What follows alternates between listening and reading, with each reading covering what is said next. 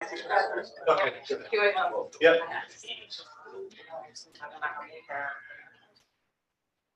Sorry, I have to meet to you. I didn't. That's okay. Yeah, he sorted it out. So, but everyone got to hear my weird phone. It's like, oh, shoot. I'd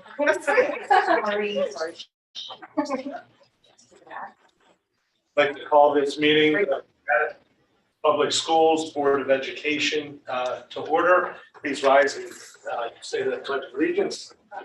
I pledge allegiance to the flag of the United States of America and to the republic for which it stands, one nation, under God, indivisible, with liberty and justice for all.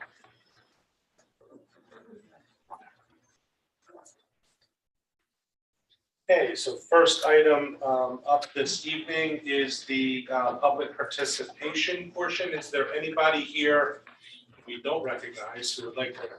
We do have a member of the public, so before we start, just very quickly, Emily, if you wanted to, we have like a little.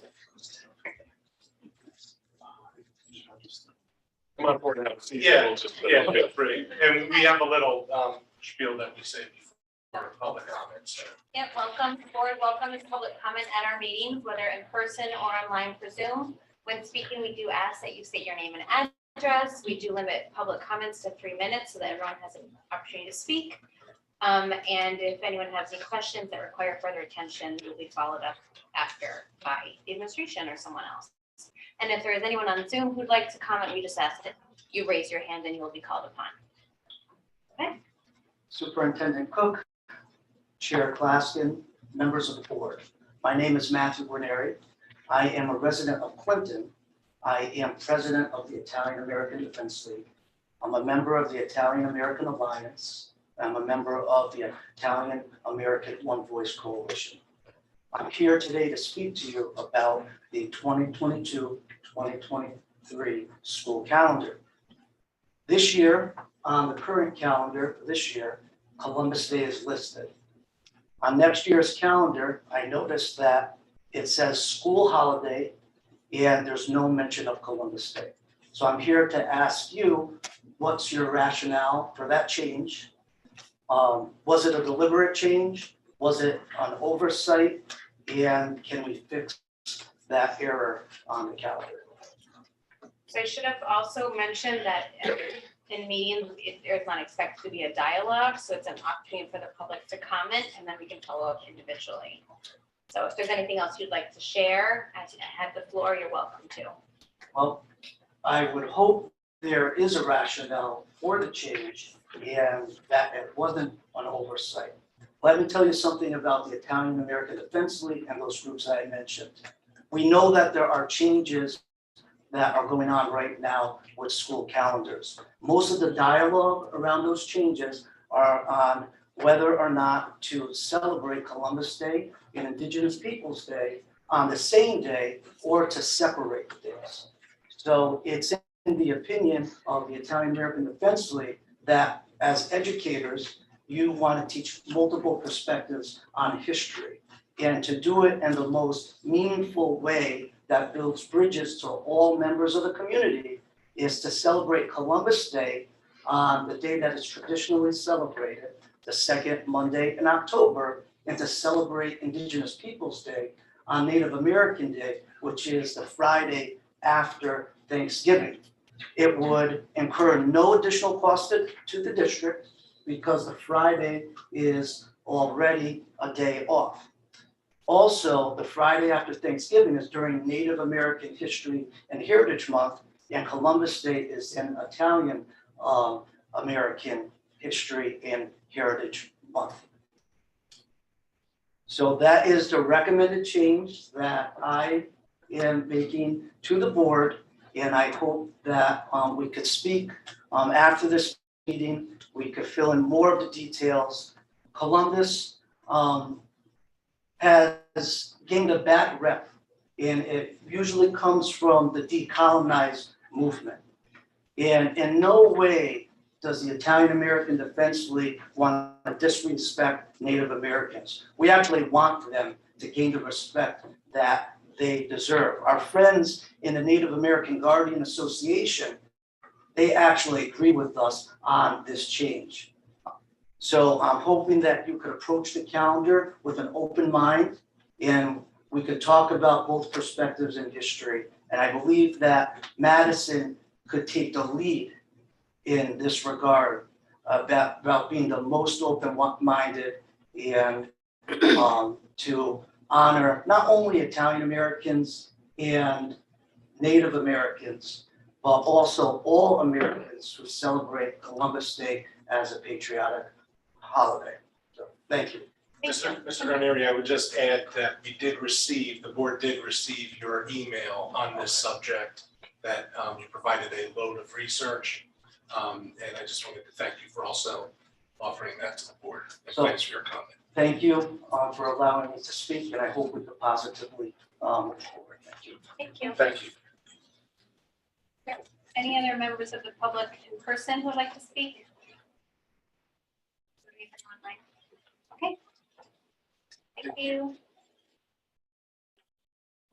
So now we have a communications report from Zoe. So let's take the witness stand. We'll swear you in.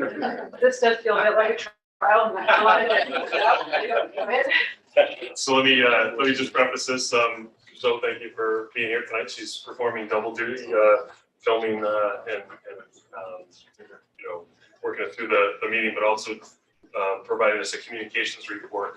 The previous board of Ed had a communications committee, and so as we moved into this 2 years with the board, we decided to disband that and have the full board receive the communications report, because what was happening was we basically were repeating the information at a full board meeting, and we did a lot of the work that we needed to do on the communications end, and you were all very familiar with Zoe's work and what she's about. But I asked her to come forward. I shared the board didn't have any major topics they wanted to address, but I'm sure there might be some questions on what he presents. So thank you, Zoe, for being here tonight.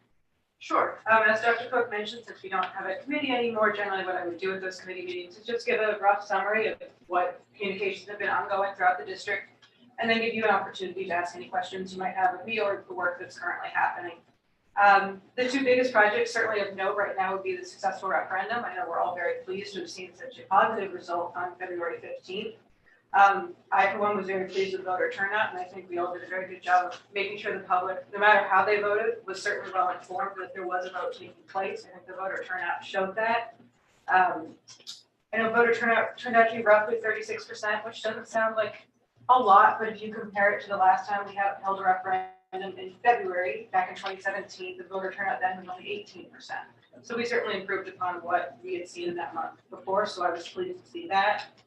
I think we had good community outreach through printed and digital materials, as well as meeting with interest groups, PTOs, newcomers, BDC, realtors, daycare, childcare centers from May 2021 all the way through January to this point in time now. So I think we were pleased with the turnout. Looking ahead for the project, I know the webpage has been a good landing site for a lot of information. I know the PAC is very pleased with it, and we want to keep that going. So moving forward, the website as it exists now, the URL will stay the same, so anyone who has it will still know where to go. The information will just be transformed into things about construction, next steps, looking ahead, including what picture status of the project, what's happening at the different sites, what the building committees are doing, and we're looking forward to launching that information, sharing that information with the public and with staff soon, especially as the town starts to move through some of the next major steps, including, big established building committees, staffing and things like that, where then we can really have a substantive report to give the public. Are there any questions on that? Yes. So in the past, I haven't looked recently, but I noticed sometimes there's a big difference between what the page looks like when you're on a computer versus on your phone. And I think probably the majority of people probably access the site through their phone, and sometimes some of the things were not so easy to find. I think they just were not viewable on this type of a format. And so I don't know if it's possible to make the format equal between computer and phone. the layouts tend not to be just the way websites are built, but I'm not the webmaster, I can certainly pass that question along to her and see about getting you a response. Anything else regarding the referendum? Actually, I do want to ask, I know that the pack that you mentioned was very helpful in terms of getting information disseminated out, information that we had available, disseminating that to voters that were interested. My understanding is that the PAC exists not just for that referendum, but to support the schools generally. Correct. And I just wanted to ask and put a pitch in that we maintain some symbiosis so that to the extent that they are capable of getting messaging out there to their interested followers, that information continue, that pipeline continue to flow. And that relationship has continued past the referendum. We have communications and other upcoming things that might be of interest to them. Great, thank you. So set up a meeting, they came in and we talked about budget and other topics of interest and give them information and thank them profusely on behalf of ourselves and the board for their work. I do have a question regarding the budget. I've only ever seen like the budget summary on there. Do we publish the full budget on our website? Like the line by line? It's actually a link to the town side because the finance department has a whole other section in the town website. So Okay. for us, it's just a live link. You click on it and you'll see that you suddenly appear on the town website. But yes, it is published. Okay. It just doesn't look exactly like our webpage. If that makes sense. Okay, I guess just during the school renewal referendum process, there were a lot of people that seemed to be commenting on that on Facebook, that they would go to look for that information and then they couldn't find it. Is there a way to make it more apparent where they could go to find that information? Again, I will certainly answer. Okay. Anyone else? How often do you think that you will update the information on the referendum, like on the actual details of what's happening, like week to week, month to month, with regards to like, oh, we're breaking ground this day, or this is where we're at, we're getting this funding, or? I think a lot of that will certainly be dictated by the pace of the building committee sets. And so I personally was kind of waiting a little bit to see what kind of schedule they set and then also see what the public expects in terms of updates as we go through. And certainly it'll be lower at different times of the year than others. So I'm just following the course of the project. And then quickly onto my favorite topic, which is COVID. The source of most, if not all, of our communications for the past 2 years. We continue to do almost regular weekly messages. We have slowed down a little bit, fortunately, as our COVID case rates have slowed down. We continue to post the case rates on the website daily, so people can continue to access those there. The cases are still reported daily to the Department of Public Health, as we are required to do by the Department of Public Health. Myself and our head of nursing, Stephanie Lesnick, are the COVID compliance liaisons. Every week and now every other week, we participate in statewide calls with DPH to get regular updates on where they are with mandates, policies, procedures, testing, vaccination, et cetera. And we continue to communicate that information to families as we get it. We know a lot of times, as we've all seen, the information doesn't come as quickly as some people want, but we do our very best to turn that information around as quickly as possible to our community in a way that's a little more coherent than some of the huge documents that you might get from the state. And so I perceive that will be pretty much how we carry through the rest of the year, with the hope that it doesn't look quite like that when we come back next fall. Are there any COVID questions?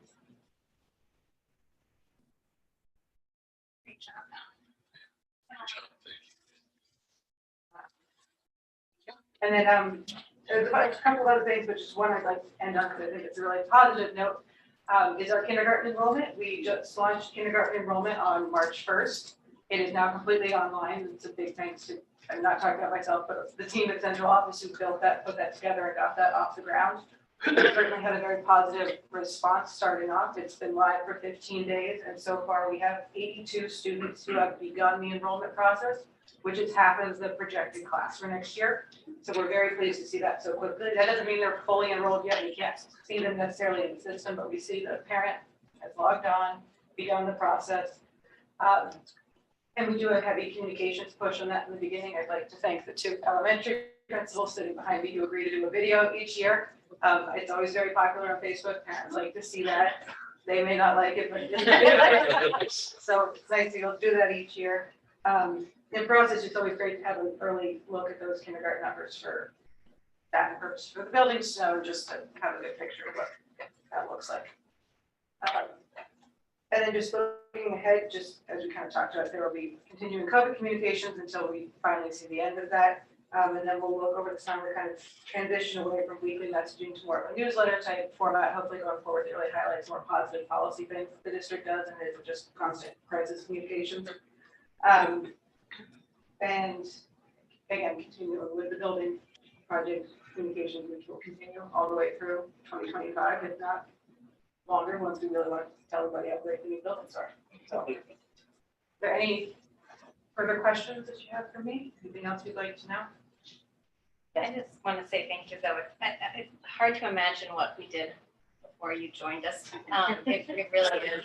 So I know all the work you do, and you're sort of an expert in a lot of things, thrown into COVID in particular. So I just want to express my sincere gratitude for all that you do, because it is a lot between the official communications and monitoring social media and responding to different questions and drafting things. So thank you. I would echo that. Thank you very much. But I would also enlist your continued assistance and attention, especially during this coming budget cycle. I know you'll be very helpful. You know, some of the chatter during the referendum involved the budget, and if we're going to pay X for this, then we got to watch our budget and whatever. The board feels that it put forth a very responsible budget, and I think it would be helpful for us to have some proactive educational information about the budget. We'll be looking to do some of that in conjunction with you as we go along. We've actually made a one-page informational flyer that's been handed out. It's called the PTOs, the PRC, and then the PAC has it. So it's an easy digestible way to break down the budget and see your overall increases over a 5-year period. Awesome. Thank you. Will that be put on the website? It is currently up now. I can send you a link if you'd like. I'd like to echo what they said as well. Thank you for all your work. I mean, speaking, I couldn't imagine how they did this without you. People were, you thought of everything, covered a lot of bases, and you're doing a great job. Thank you.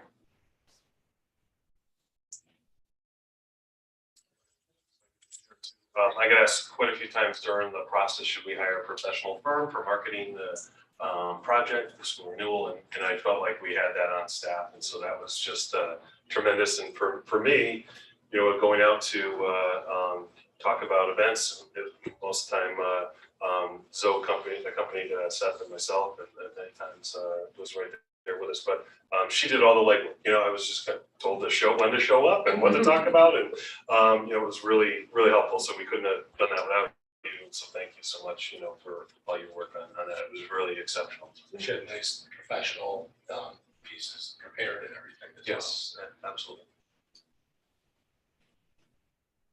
All right. I think you're off the hook. I tried. Thank you. So. Go back to you.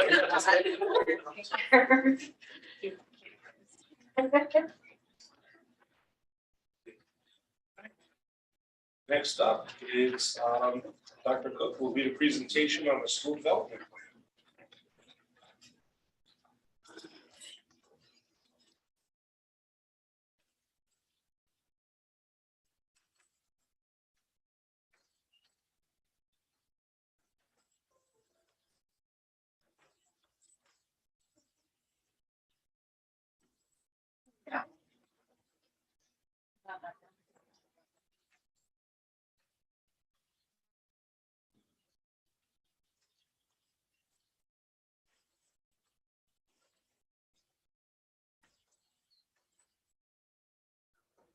All right, we are excited to be here before you tonight for a lot of reasons. One, that we attempted to do this in November and it didn't work out. We pushed it off. So we're kind of covering a couple different presentations. We're not going to go through the previous presentation. You've received that twice, as well as go through the school development plans. You've received that, but there's a lot of work, and it goes back over a year ago, and it brings us where we are tonight. And I'm really excited where the work stands. So about a year ago, we began this this work. Ellie Hench and myself started talking, about the time we started working together about, how the district planned to, track the work that we're doing. Not really add on another layer, but really, hold ourselves accountable to the work that we need to do and what we're all about, and put that forward, and so that someone can pick up a document and say, okay, what is Polson working on? What's important at Polson Middle School, for an example. I know Madison had previously utilized the balanced scorecard to do that, and I had reviewed that. It was really exceptional work that may be familiar to board members who've been on the board for a while.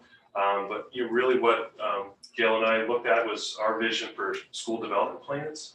And they start with district development plans. And then we asked our staff really to do some, impossible task of kind of coming up with a school development plan at the same time as developing a district development plan. So we asked a lot of our principals, our assistant principals, and they really jumped to the work. We presented to them several times about it. We shared samples throughout the state, ones that we thought were really exceptional. It is something that's not necessarily new, but it is new to Madison. NEA is to see books for the schools to have a development and improvement plan. And so this accomplished that as well. So we're really proud of how that took off. What I could not have predicted as well is how the staff joined in the process and how they were really excited. So as an example, in June, Daniel Hand High School put out an opportunity for staff to join them after school is out. So if you remember, what things were like in June, everybody was really exhausted after the COVID challenges we've been through for an entire school year.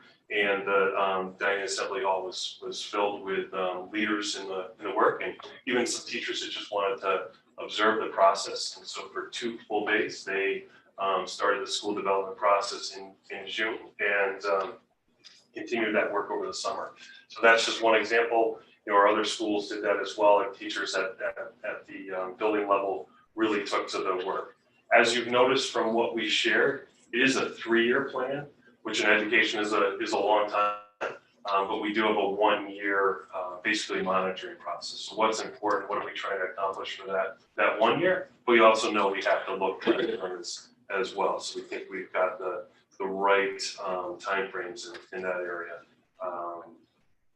What you'll see also through the plans is a tie into the district accountability reports, and that's where when I talk about this, we're not feeling like it is additional work, obviously, but it's not different work than what the schools were working on. So everything within their plan is really things that they were working on already. We put some data to that. We put some timelines. And so that's a way where we will hold ourselves accountable for that work, so the board can hold ourselves accountable for that work. And so that's really important for us. A lot of ways it informs our budgeting process, it informs our curriculum writing process, any type of professional development for staff. So it's, as I said, multiple times, it's an exciting work for, as we look at the plans themselves, you will see 4 consistent areas for each of our buildings. Academics, obviously academics is, first and foremost of what we are about. And so it refers to, how the districts in the school is, following the academic process, what we're working on, major goals for the school in that area.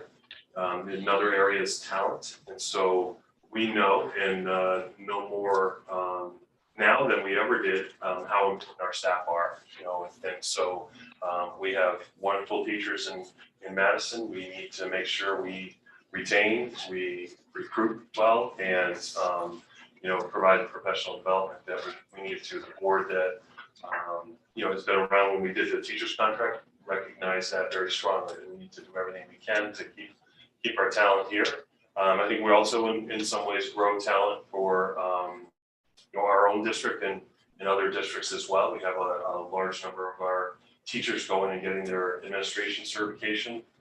Whether they use that or not, that is providing additional resources to us here. It also provides to the whole district of the state of Connecticut and even beyond sometimes in terms of that talent and that training going and adds to the profession.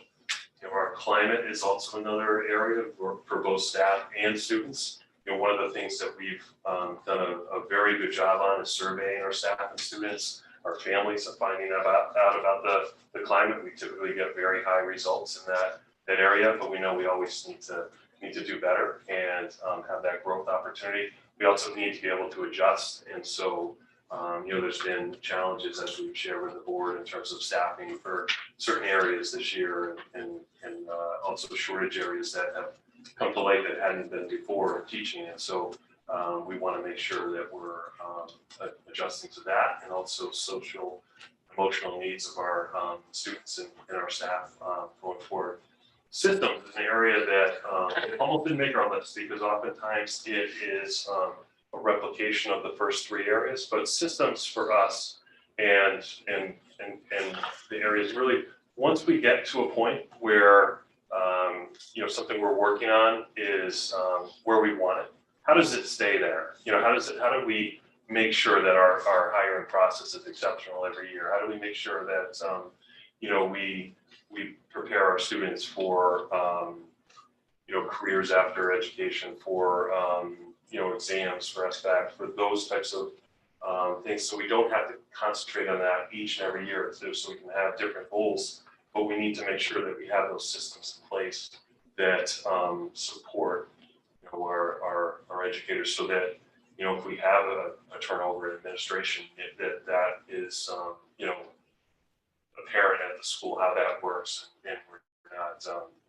recreating the wheel as we go forward. I wanted to ask Gail to join me. As I mentioned, he was instrumental in the work. She had written school development plans as a principal in the past and is very familiar with school development plans. So it was something we did very well together in terms of getting us to our Thank you, Dr. Cook. Didn't know if we wanted to invite the team up before I start that section. Absolutely. Yeah. And I will. Switch to the my side seat. because- So Did I steal your welcome seat? to the administrative team. I'll get you Bring one a up. good seat that lines and. Best one. Oh, I was there. Should I sit there? In order, the type A. You want to work in order? Yeah. Going in order. I knew it. I thought they were doing. I'll give you that. I'm good. It's a nice table. Good thing. Nice to see you. It's so great to be in the Hanover, first of all. It's nice. It's nice to be all together. So, thank you again, Dr. Cook. And I just want to say that the team worked all summer long on developing these plans with their teams in the building. That means teachers came together, principals compared their plans. We had a subcommittee that looked at plans across the district and gave feedback to each building based on the district plan. So it was quite an active summer before we come here tonight. I'm going to give you an overview of some of our accomplishments in academics, which we made quite a bit of headway. One of the subcommittees for the district development team was one where we gave feedback to each school committee. And that school committee took that feedback and digested it and made some changes accordingly. The other committee was charged with looking at data visualization tools. You can imagine how much fun that is and how complicated it is. We had to call the entire technology team together. And I have to say, Sheila and Chang, right hand and left hand, have been nonstop working on data visualization tools. So our IETS people were part of that subcommittee. We met weekly for several months looking at various data visualization tools, and what we're looking to do in those tools is to provide a quick dashboard to a teacher, to an administrator, to a school building, to a district, that shows you kind of a snapshot of various pieces of information. Something that we've only been doing by hand, based on very complicated Excel workbooks and really color coding according to different criteria. So we've been doing that for several years. Cheng is a master at it. Pivot tables, all of those things, and those go to the classroom teachers and to the PLCs. But we really wanted something that we could turn on a dime, that teachers would populate and then be able to see where a child is, where a student is, where their class is, where they need to reteach, what they need to do. So we selected a tool called Tableau. One of the reasons why we selected that tool is because it talks to our database, Infinite Campus, and that was really important to the team.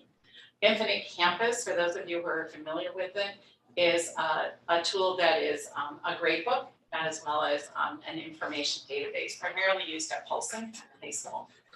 So that means we have to grow the use of Infinite Campus down to kindergarten, all the way up through the system, and we have to populate it with some key historical data. So when we're looking at a full lift of this new tool, Tableau, we'll have some historical information about kids in it, so we can then start to create meaning from there. So we are in an intense training mode for our central office staff, and that's Dr. Steve Fust, Art Sickle, and primarily Cheng and Sheila. They meet all the time, they're pounding through things, they're making sense of things. And our hope is that we'll be able to pilot some of these tools during summertime for teachers, especially in elementary school who haven't tried it before. So that's very exciting. There were, I think, 5 different tools that we were considering that ended up at Tableau. The other piece that we have in terms of accomplishments with academics is that we are currently revising our units. You might recall several years ago, pre-pandemic, we re-adopted the portrait of a graduate or profile of a graduate capacities. They used to be 15 and now they're 10, which throws my curriculum into a tailspin because we based it on 15. So now we have to re-examine what we want students to be able to do, how we want them to be able to manipulate information, think, respond according to their skills. And that means that all of the units, we have almost 900 now, have to be re-examined, have to be populated with the correct capacities. The other revisions that we have in the area of ELA, and I think that's come to this committee, to the board a couple times, that we're making some new revisions according to the information and some of the materials that we adopted during the pandemic. And that would be foundations, some work on morphology, we're working on fluency, doing a lot of professional development on that. So our ELA materials are being updated and our units, and also math, illustrative math has been selected for grades 6 through 9, and we're starting to train in that. We're also starting to draft, very drafty units for that. So those are a couple major areas in academics that's happened over the past couple of months. And I think what will give a little bit clearer illustration of that is some of the highlights from the buildings. So I'll start with Becky Frost. I went the wrong way. There you go. Yes, thanks for having us tonight. We're excited to share a little bit about our schools and just give you a few highlights here of the work we've been doing on our school development plans. At Jeffrey, I want to highlight a little bit of the work that we've been doing in reading. Specifically, one of our goals this year was to increase students' independent reading time, right?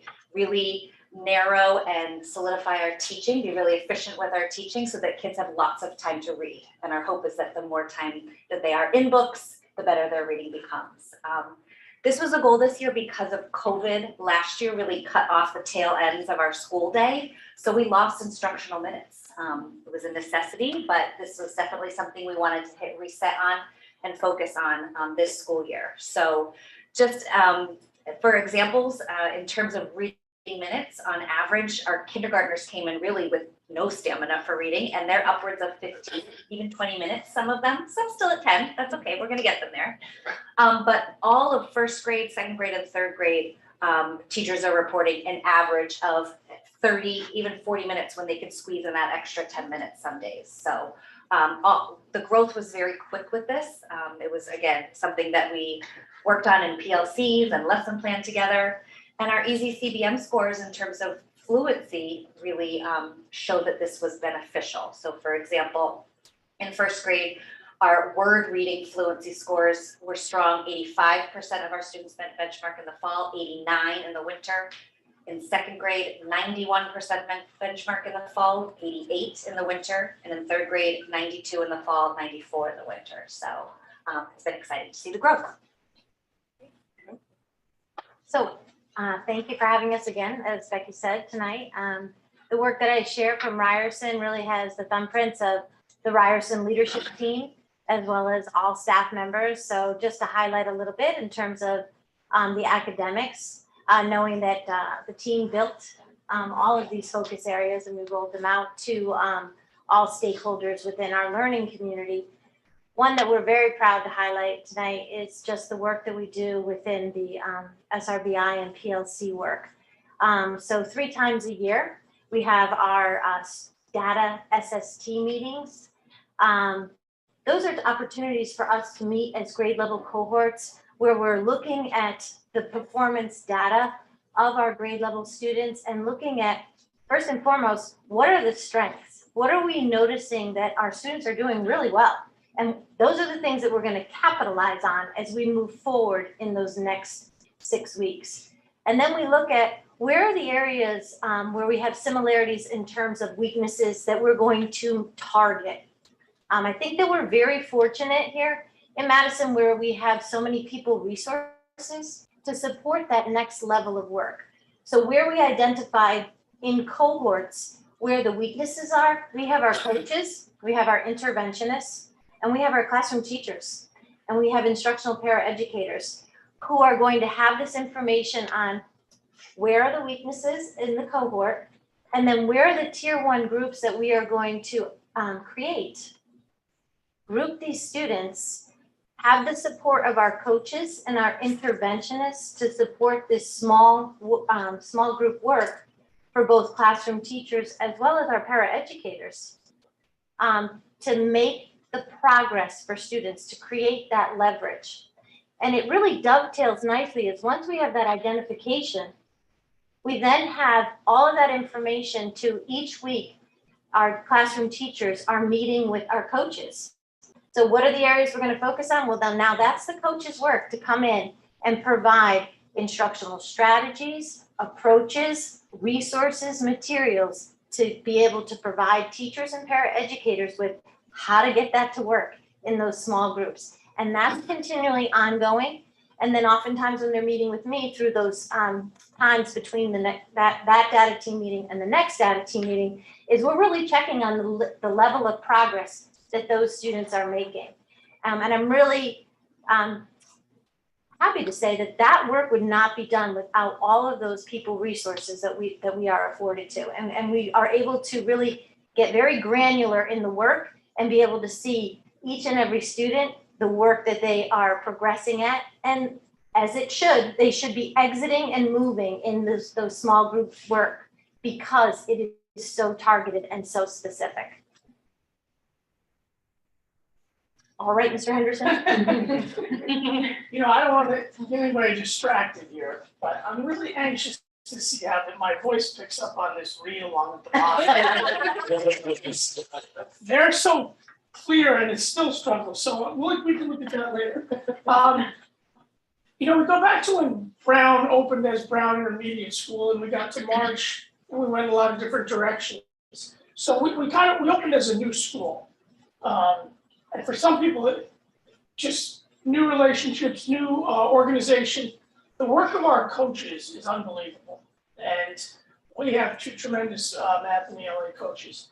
So they've always done a great job communicating with special education teachers, interventionists, paraprofessionals, but we never really developed a system. And Kathy can appreciate this because someone's always teaching, someone's always working, someone's, you know, and to find that time to share the expertise, the research they do, the PD work that they have. And so we made that real commitment this year. So our coaches are scheduling weekly, monthly time with interventionists, core teachers, special ed teachers. It's a lot of work and it's a lot of moving parts. But in LA, they're focused on the fluency strategies and the math, the fact fluency. We've used paraprofessionals to support the interventionists while they meet with our coaches, just to make sure everybody and every student is benefiting from the work of our coaches. Because as Gail knows, they're just a great resource, not only because of their talent, but they're able to get more PD. How do they get that to the right people to support the students? So that's been a focus of ours. It's gone very, very well. It's been a lot of work behind the scenes, but the result of it has been our special ed teachers and our interventionists asking for more, and our paraprofessionals asking for more time with our coaches. So that's been our focus, and it's gone very, very well. All right, moving on to Paulson. I'd be remiss if I didn't say Happy Pi Day for yesterday. Oh, yeah. So always a big day at Paulson. And I'm going to continue the conversation a little bit about math. Gail's slide, she mentioned the training for grades 6 through 9 for illustrative math. We're doing it fully in grade 6 with all of our classes. In grade 7, it's with the Math 7, and in grade 8 with pre-algebra, and that will continue to grow next year as well. So far, we've had 2 in-person trainings. No better way to spend St. Patrick's Day, but we have the training coming down again on Thursday, and there'll be another day before June that works with all of the teachers for some release time and being able to meet with them to talk about planning, reviewing lessons, revising lessons, what's working, what isn't working. It's that ongoing PD that is spread out throughout the course of the year, which is really important. The coach, as Frank alluded to, and the coordinator have been instrumental in that work. They're in the building on a regular basis. They're modeling lessons. They're working with the teachers. They're answering questions. They're making the program become a reality, which is, I think, what's most important. As we look at what was before us, it's a great program for building on the conceptual understanding that Bridges establishes in K-5. It really connects the concepts throughout the whole year and across topics. So for example, they learned about percents earlier in the year, and now they're applying that to word problems later in the year. And that will continue as they move up to the high school as well. So that's just one of the aspects that we're focusing on in academics, but the work in math has really come a long way, and it's on the right track to continue in that direction.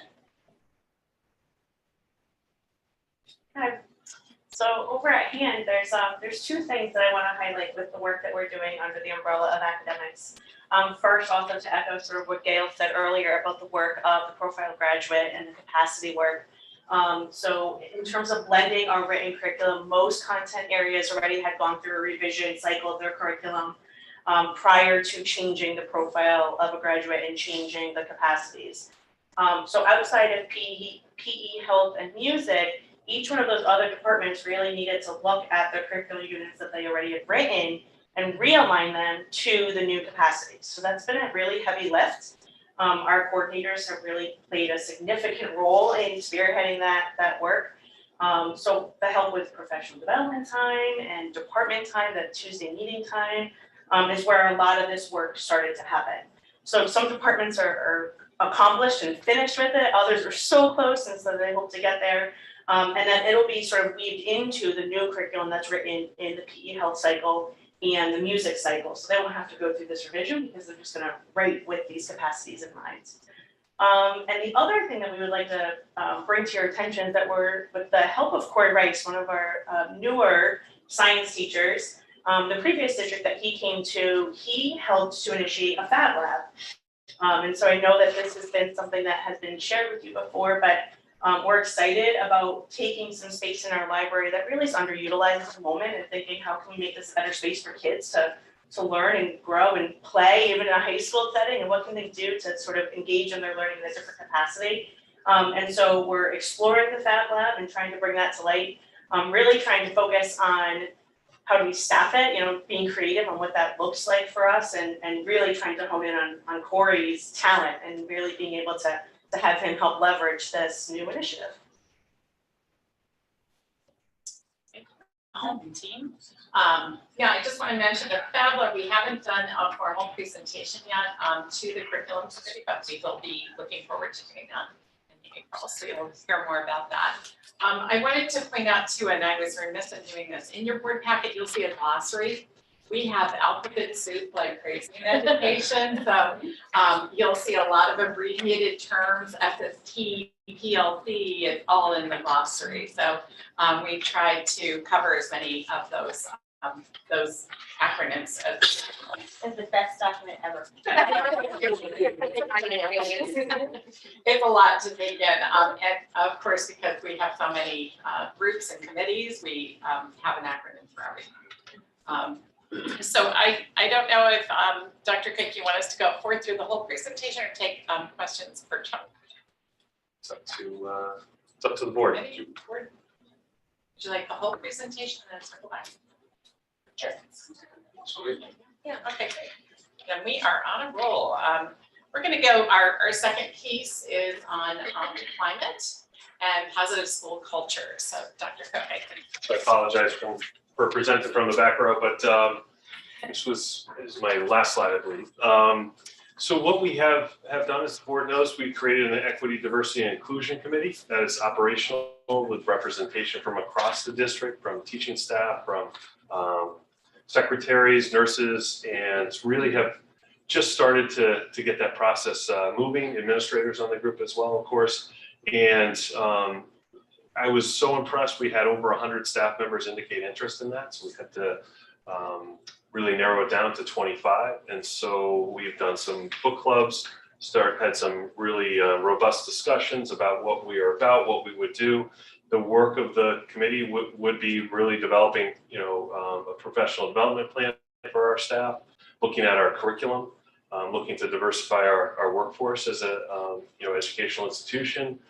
We wanted to make sure that it reflects more of what the world around us is, what our incoming student population is going to be looking like, and so it's really important work. And like I said, I've just been so impressed with the committee's openness and willingness to give up their time to do this. We had, as I mentioned, a book club, and everybody had done a lot of the reading over a month and a half and came back and presented to the group, and it's really been tremendous. So look for more from that committee. It's a group of doers. They want to really be very active and share their work. So we expect that they'll be in front of the board at some point soon.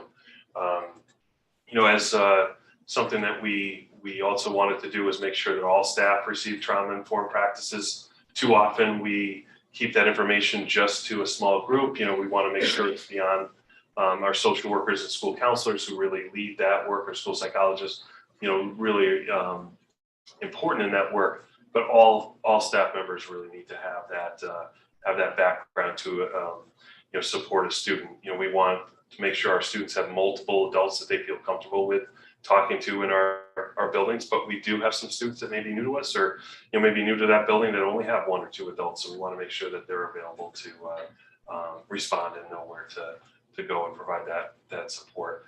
As Gail's mentioned multiple times, we were doing a universal screening that was supposed to be K through 12. We were put on hold by the state for 9 through 12, but we have done that work K through 8, and so we're sharing that now with families. And again, that is a screening for all students, which is really overdue. But it's been really good, and our staff have recognized the need for that and have been really supportive of that work.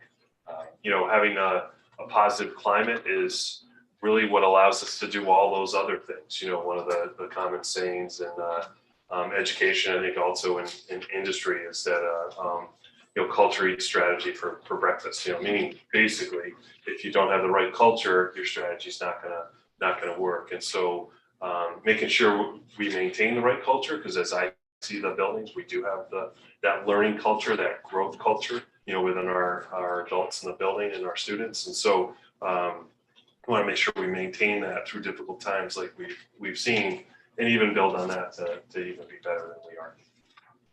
So we have a principals now sharing where we stand in that area at each of the buildings, what they're working on. And this,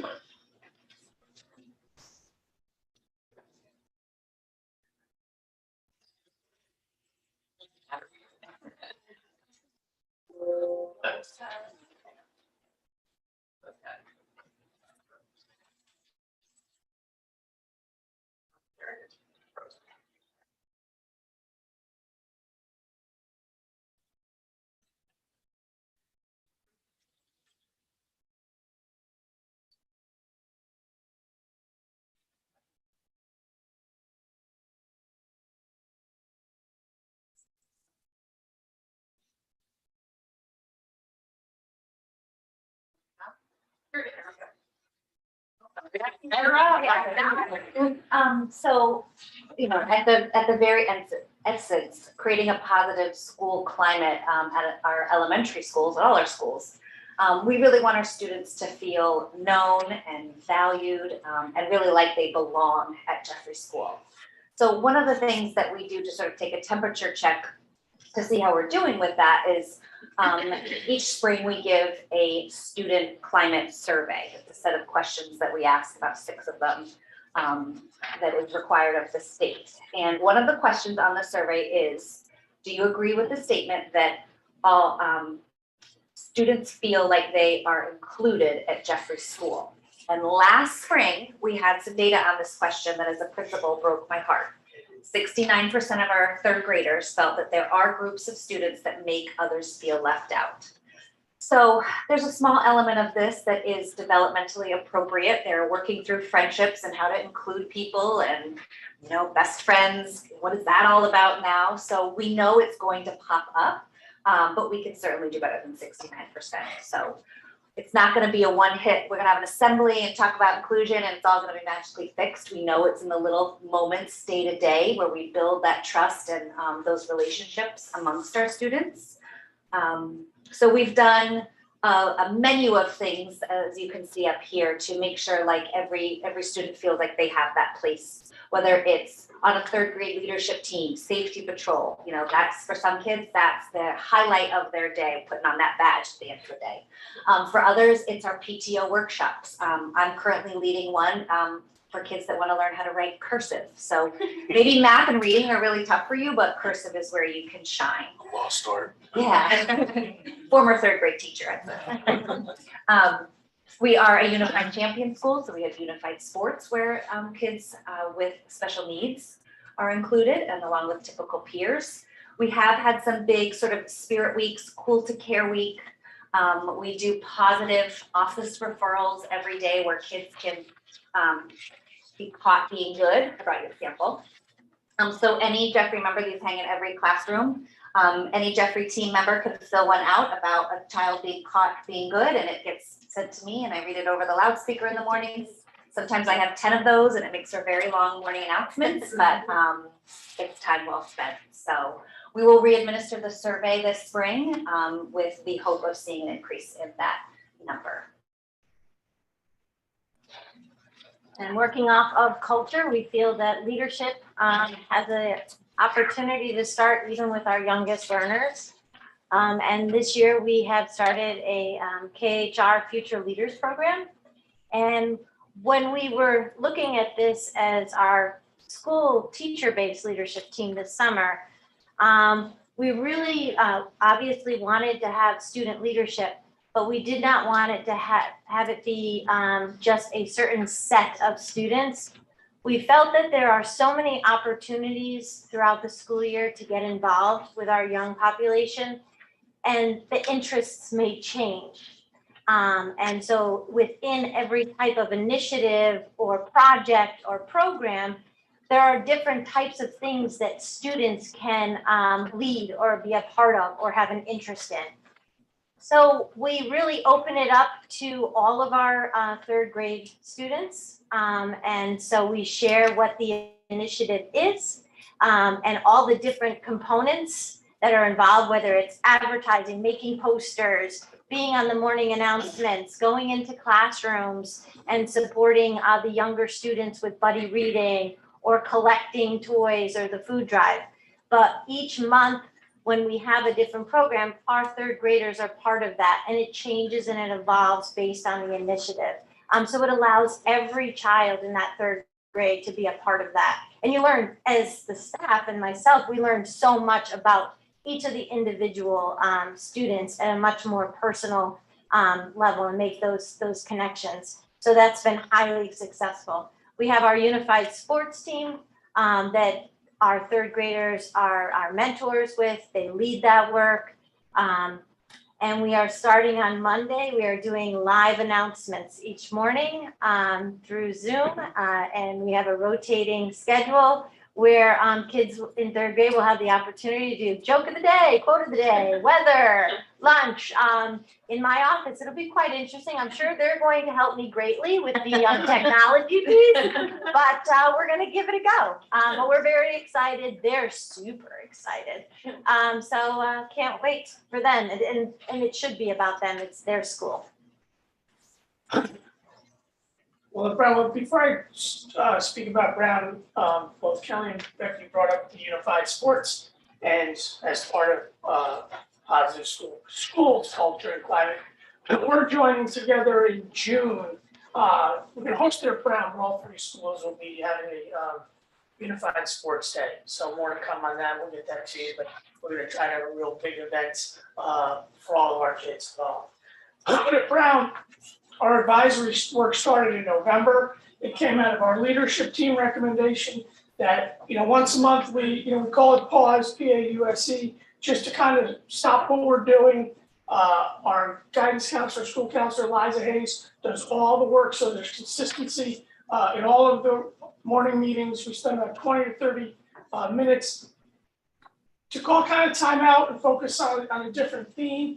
They're not predetermined for the year, so we've developed them each month.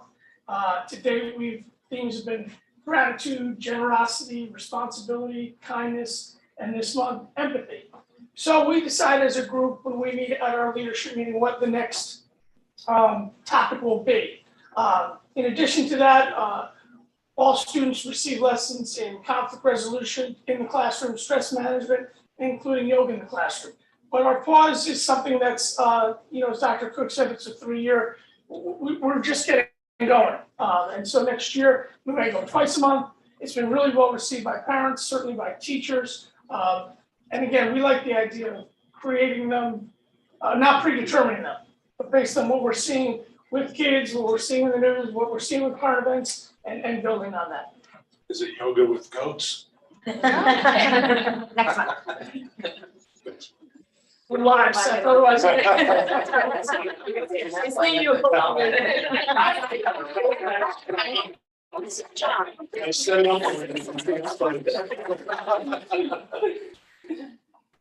At Polson, one of the things we're so excited about to build climate is the Principals Advisory Council. And we do these every month with 6th, 7th, and 8th graders, but separately. So Jeff, Catherine, and myself, the school counselor, and 6th graders. So they feel comfortable to speak. And then we do a session with 7th graders. And then we do one with 8th graders, so that we kind of build their comfort level. And we tell them, all we need is your truth. We want your honesty. This is a safe place for you to talk to us, to give us feedback about whatever is on your mind, although we always have a topic to kind of guide the discussion. We're so excited because to date, we've met with 30% already of the students. By year's end, we will have met with 50% of the school, and we're talking on a one-to-one basis like this in the room. So it's really pretty powerful. The best part is it does not take away from their instructional day. We do it in the lunch into pride section, and that way we don't feel that we're pulling them from anything. They're not nervous about missing anything at all. The people that we choose, so that the school counselors choose the students, and it's not always the best behaved and the straight A students, because our building is filled with a delightful melting pot of diverse middle schoolers, and really everyone's voice is so important, right? Even the student who maybe struggles a bit in the day, I want to hear from that student. So we do, so that's kind of exciting. The topics, we've done logistical things like what's feedback on homework or the schedule, but we've also talked about higher level things like what does it mean to be connected? When have you felt connected? What do teachers do now? And what do you need from us, from the building to feel connected? So we really have a range of conversations and topics, and it doesn't stop in the room. We then take it and we share it with the leadership team of faculty. We have shared elements of it with the whole faculty as we did our own work on culture and connectedness. So we really are sharing the voice of the student. And one of the most exciting things is that we have actually changed a few small things based on that. So that power of voice, that is the most important thing of the whole event. It really is. And it can be a long day for the three of us, so we're always back in the LMC, but to give them that ownership in the school and that safe way to give feedback is priceless. And parents have told us also that the kids that have been on it have enjoyed it. They have felt, empowered and have enjoyed it and have felt comfortable. We hope. We try not, believe it or not, I don't talk like this, right? We don't talk. We really let them kind of have the stage. So, but that's been an exciting thing. We are so thrilled. This is new for us, and we look forward to it for the rest of Polson's life. Can I ask a quick question? Yeah. So the small changes that you made that were the result of what the students said, are the students aware of that their voices made a change? Yes, because then we have said, all right, from now on you can do X. And so we didn't go right back to that particular committee, but they see the change. Now I will tell you, they're still trying to convince us that phones all day are fine. Three recesses a day, they would love that. But it is nice to be able to tell them, thank you, we're gonna make that little change. Or get another froyo machine? Well, it promotes civic mindedness too. Yes. At the high school, we continue to promote Wellness Wednesday, which is really something that developed last year during the pandemic and was very positive for promoting positive school climate. It's something that our students and our faculty really at the start of this year, were on the edge of their seat wanting to know if we were going to continue with it. We've surveyed faculty and staff as well as our students and really given them a voice in deciding how to use that time. Overwhelmingly, they made it clear to us through those surveys and ongoing discussions that they prefer the time to be unstructured, but that time being unstructured has been used in a lot of very positive ways. So there have been teachers who have set up games for students during that time.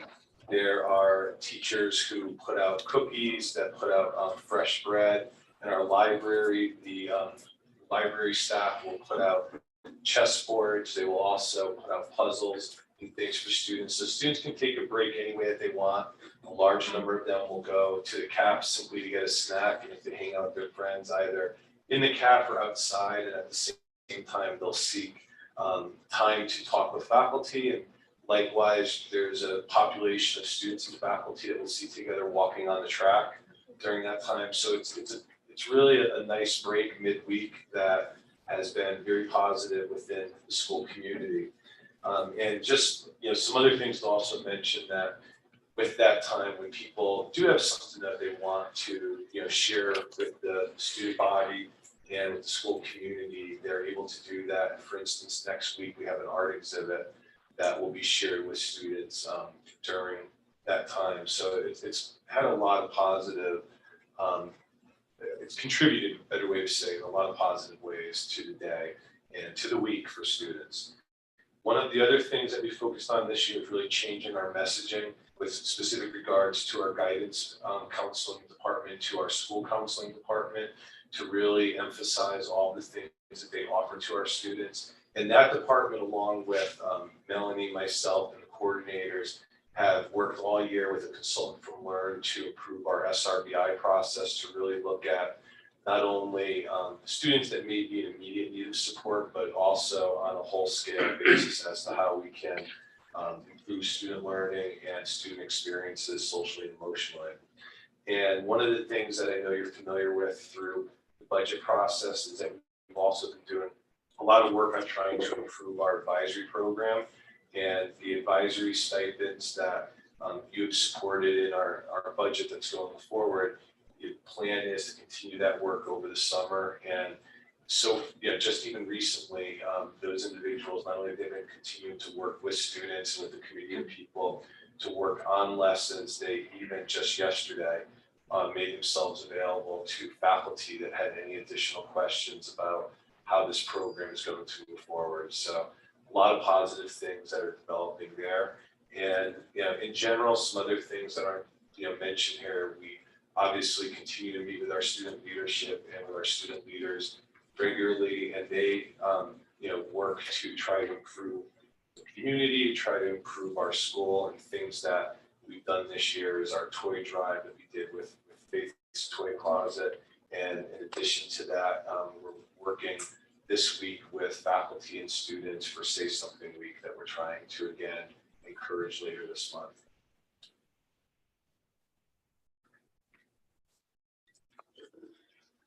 So before we move on to talent, I'm sure some of the other board members, in addition to me,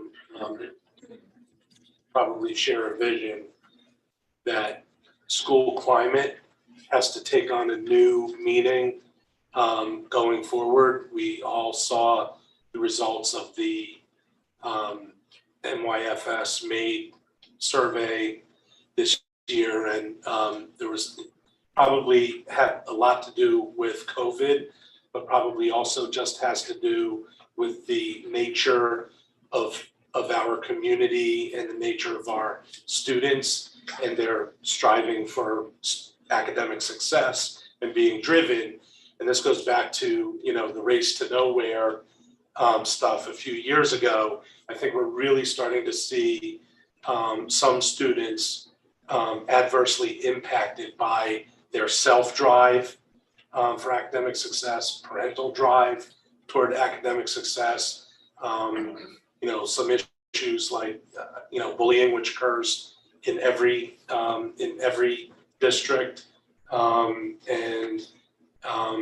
Sadly, we have really high numbers right now, unacceptably high numbers of students who are exhibiting very scary and hardcore social emotional wellness issues. And so while we absolutely love I personally, I'm sure other board members feel the same way, love the creativity and love the fact that this is one of your 4 driving areas of focus.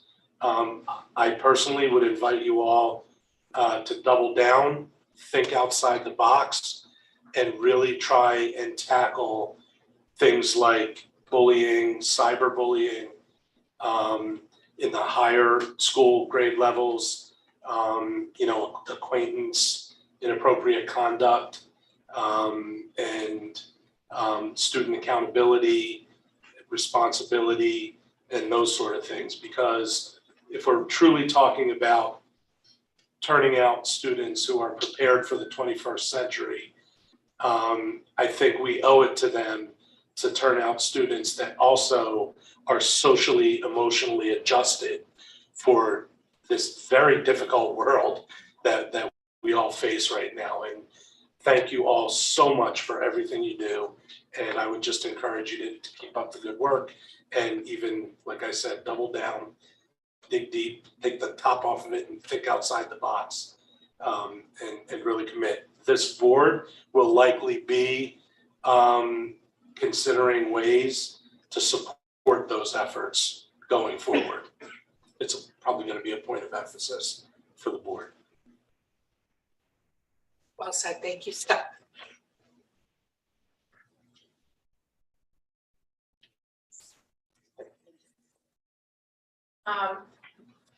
So talent, staff development is not just how we hire or who we hire. It's about what we do after we hire. So my husband has a saying as he goes around fixing things around the house. He'll do a little job and he'll say, good enough is good enough. And meaning that you won't see the detail that I see and it won't bother you. Most people in our profession stay in the profession for 35 years. And good enough is not good enough. We're a continual learning community. And I think you hear that around the table. We're committed to getting better every day. We want to do more and more for every kid. And that means that we have to grow professionally and challenge ourselves at every single corner. So a lot of districts would say, hey, it's a pandemic. We're not learning anything new. We're not doing anything new. We're just trying to kind of keep our heads above water. But you can see in the academics area, you could see in the climate area, we're doing new things. We are pushing ourselves as educators, we're pushing our schools to become better. And we want our kids to be more and more successful. And that means that we have a lot of work that we do in terms of committing to cross-training regular education teachers and special education teachers. Meaning, and that's new work, we've had separate buckets of training that we do. And there's temptation to always draw back to that with every state mandate. So there's a new special ed database that's coming out this summer. And that's gonna drag all our special ed teachers to learn this whole new system. But along with that, we have committed every resource we can in every PD to keep them in with our regular ed teachers so they are familiar with all of the programs and the strategies that we're using, because it's good for all kids. It's not just good for some kids. So that's part of the accomplishments that we have been able to do despite the pandemic and despite our shortages on subs. And that's in large part thanks to the creativity around this table and trying to cover classes, as well as a commitment to instructional rounds. And there's a description of instructional rounds in your glossary package. But that really means that in every building, we're taking groups of people and we're critically looking at different components of instructional practice and we're giving feedback to each other. So that takes a real commitment to a learning culture and a learning community. That's happening in every level of the system. Another piece that we all believe in is an idea of, is a belief that all kids can learn at high levels. And that means that we indoctrinate our new employees with that belief system. And it comes from training that all of us have gone through through several summers with Research for Better Teaching. And it's called High Expectations, and it's John Fafier's work. And it's really saying that we need to indoctrinate not only ourselves with the growth mindset, meaning we can overcome anything if we put the effort in, but all kids can do that too. So we want every level to be able to commit to that kind of work and to be able to not only meet the needs of today, but tomorrow in every kid. So talent management is huge, staff development is huge. And I want to thank the board for all of their commitment to provide our PD, to provide our coaches, to provide all of those resources that we lean so heavily in to keep this going. Because as soon as we become stagnant, then that means we're good enough. And my husband may get away with it. Doesn't always. So Becky, I'm going to start out with you again, if you will. Sure. I'd like to zero in on a specific group of staff members at Jeffrey School and talk to you a little bit about how we provide training to our paraeducators. We are very blessed at the K-3 level to have an instructional paraeducator in every classroom. We also have a number of what we call special assignment or one-on-one paras for students with special needs. So I'm upwards of 32 paraeducators at Jeffrey School, and these are extremely well-valued members of our team, and they deserve, just like our certified staff, to have really high-quality professional learning. We have to be creative in how we carve time out for that. So a couple of ways we do that. Number one is I do hold a monthly paraeducator meeting. So it's a 30-minute meeting, which doesn't sound like a lot, but you can get a few little nuggets in there of some good professional learning. So topics this year have included things such as responsive classroom language, supporting foundations work in the classroom, advancing math strategy groups, and so on. We've also used the time at the elementary level. We have 4 early release days during the school year where certified teachers are doing parent-teacher conferences, but the paras are still working within the building. So we use that time to also provide professional development. We did some training at the last round of conferences on the new Promethean boards because, again, they're in there with the teachers using the boards just as much often. We also use some, like Thursday is a great example. We have an early release day for professional development. At Jeffrey School, and I think at Ryerson, where I think my paras are coming up to your school, we're going to do some combined training on some assistive technology. And the other cool thing about all of these trainings is it's all led by people in-house. So for example, I led the responsive classroom training, but the coaches did the foundations and the math work. Our special ed coordinator is leading the assistive technology training tomorrow. I had a second grade teacher who's getting her own 92. She led the Promethean board training. So it's all growing people from within. And the parents are always very appreciative to receive the support, the dedicated time, and the new learning that they use on a daily basis. So we'll continue this. Thanks. Again, I will focus to go very granular. There's so many things that we could choose from, but one that was just a recent one that created so much enthusiasm and excitement in our building for teachers. Because while it was very important for our teachers and our educators to focus the last few years on safety for our children and our staff members and our community members for COVID, a lot of our time together as a staff was focusing on protocols and processes and making sure that all of that was at the highest level for the safety of everyone. We are able to, for the obvious reasons, begin to get back to what we love to do. And so our leadership team recently had looked at one of the components within our academic area in our school improvement plan being accountable talk. And accountable talk really is an opportunity for peers to address a question or a statement posed by a teacher and to be able to learn off from one another. I'm sure it's in the glossary, accountable talk. But to then be able to have a back and forth conversation with one another to share perspectives, make a judgment, ask a further probing question, and having a natural dialogue. Beginning in kindergarten, we do this type of talk. It is really teaching the children to shift not just from answering the teacher's question and turning to a peer and saying, I like blue. That's what the teacher asked me to do. That's all I'm going to say. No other conversation. Why do you like blue? What does it remind you of? Etc. So we're kind of getting them to up the ante and have that natural discourse. Our leadership team looked at that, which was in our academic plan, and thought, gee, over the last 2 years, that was very limited, right? Those opportunities to talk and have that conversation with the peers. And we wondered, we had done so much work with that. Were we able to maintain that, or was that something we were going to have to go back and rework? So our leadership team went out into 8 classrooms, K-3, and looked at evidence of that. Where were we with accountable talk?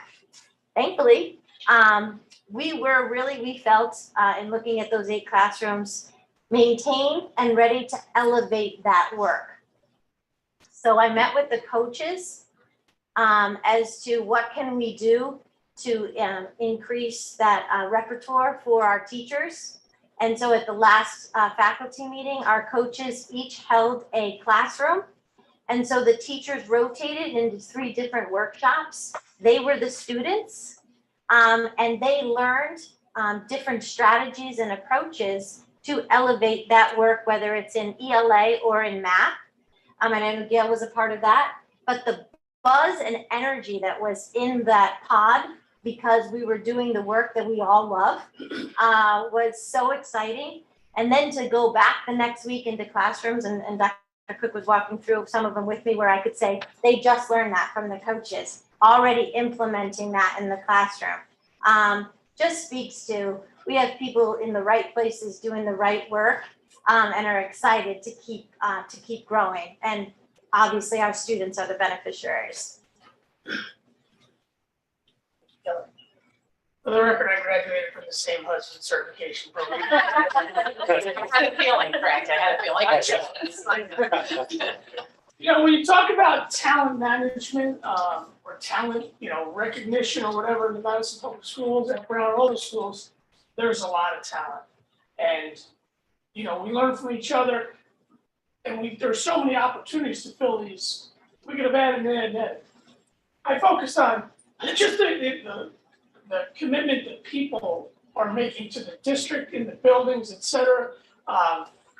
We have a tremendous leadership team. We've added to that. At all the schools, we have stipend positions in some leadership areas and some not. we never have problems in the Madison Public Schools filling committees.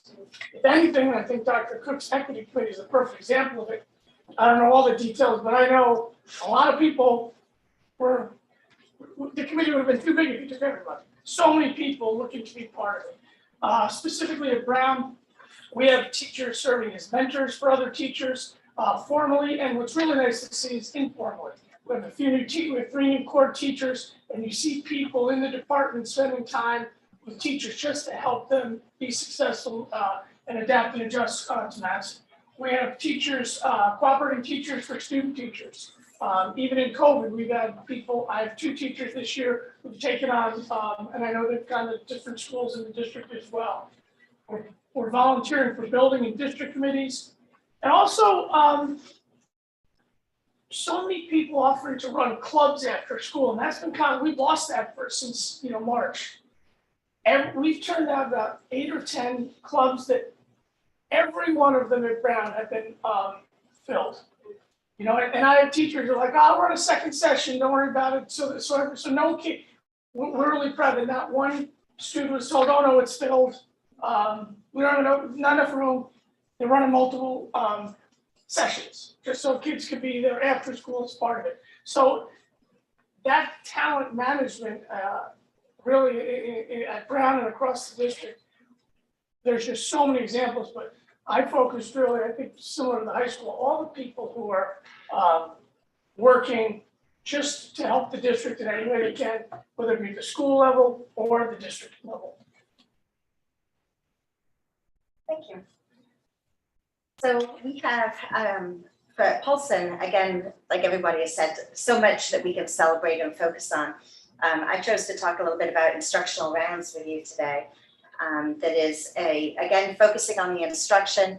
It's kind of like doctors doing rounds. A group of people go around and they're going to look at different classrooms. One of the best things that I ever did when I became an administrator was go visit other classes. And I remember thinking, I would be a much better teacher now because I can steal all these great ideas from everybody. So we like to give teachers the opportunity to do that. And we've done 2 so far this year. We have another one planned for the first week in May. We started with a group of coordinators who were interested in looking at a variety of classes. And we were looking at core classes, related arts classes, study centers for special education students, our intervention classes for math and for ELA. And then the next time we decided we're going to make it a little bit more fluid, smaller groups that can go in and out of whichever classes they wanted. And we prepped them in advance. So one group might have gone into 3 English language arts classes, one in 6th grade, one in 7th grade, one in 8th grade. The value of that is you get to see the vertical alignment and the progression of learning as you go between the 3 grade levels in the building. We had them go to, another group, for example, went to 3 8th grade science classes that day. What's similar, what's different for the experiences through the eyes of a child when you're visiting 3 classes, all teaching the similar content and the in a slightly different style and a different format. So every time we put that out, teachers know that we're coming, a group is coming around, and every time I get more and more teachers saying, can I be involved too? And I'm proud to say we haven't turned anybody away. We'll add as many people as we can find courage for to be able to have that experience because it's so valuable for that teacher. It's non-evaluative, there's no feedback necessarily to the teachers, but it's what can we take and gather from that, and then the discussion piece afterwards, what can we share? What can we share as a group at a faculty meeting that somebody might be able to say, these were great strategies, Teacher X, would you mind sharing about what you've done? So it's really the benefit of the internal professional development that's built in to the, and capitalizing on the talent that we have within the building.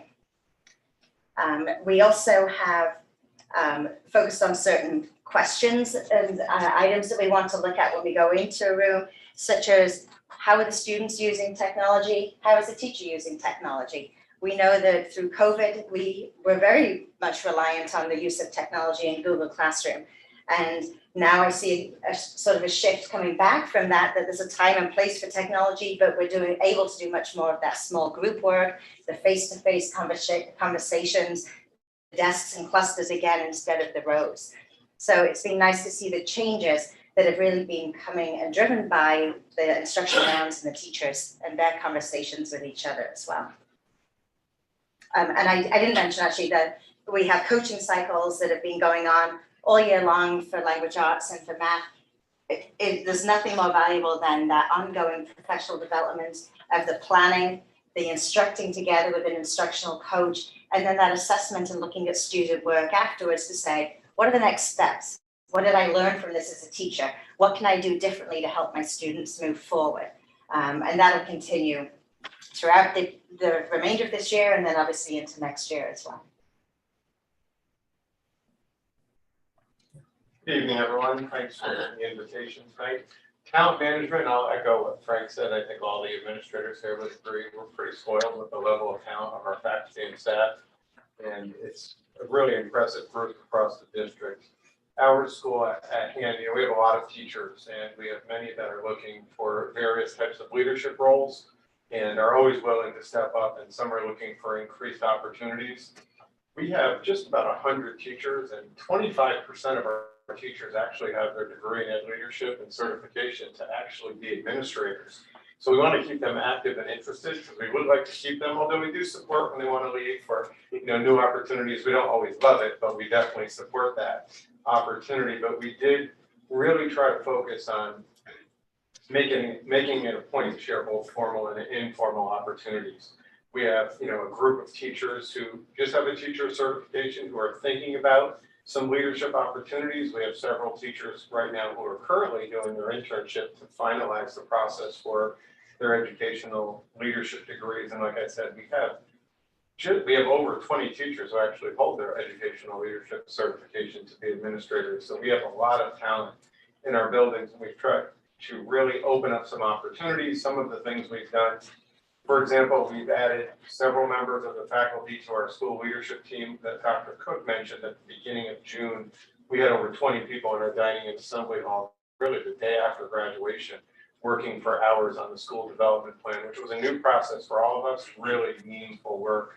I give that group a lot of credit. If you ever try to manage 20 or more people at once, it's certainly challenging. They really manage themselves, exceptional group of leaders. We added invitations to our program coordinator. That's our school-based leadership meeting that meets bi-weekly. We have the teachers who are actually currently working on their internship work with particular projects who show up and just participate in whatever the agenda items are and actually take on some roles as well as leaders. NEASC has afforded teachers a lot of interesting opportunities. We've had 19 teachers who've stepped up and have done some incredible work throughout the beginning phase of this new accreditation process, and we're actually ahead of where we expected to be at this point, and it's due to the work they've been on right now and doing over the course of this school year.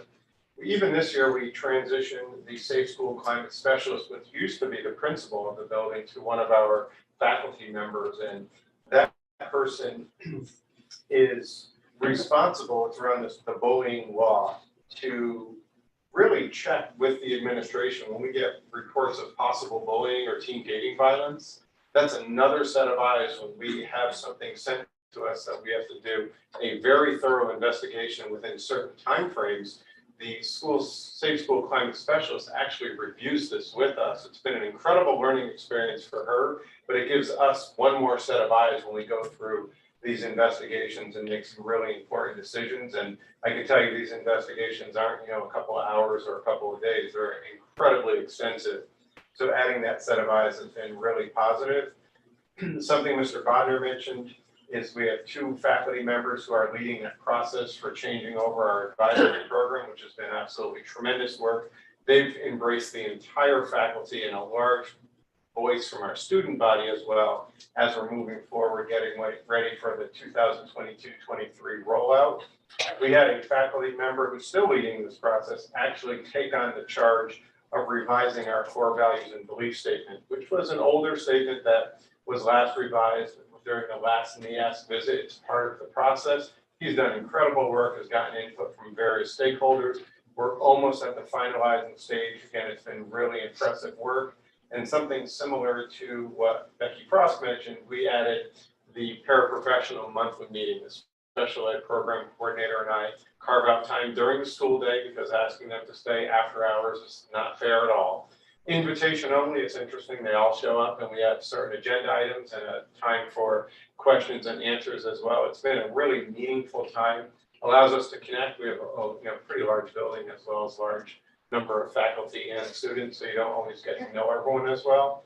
But I would say this year our focus on really offering those informal and formal opportunities has been a really good success. We're looking forward to moving that forward as we move out throughout the year and next year as well.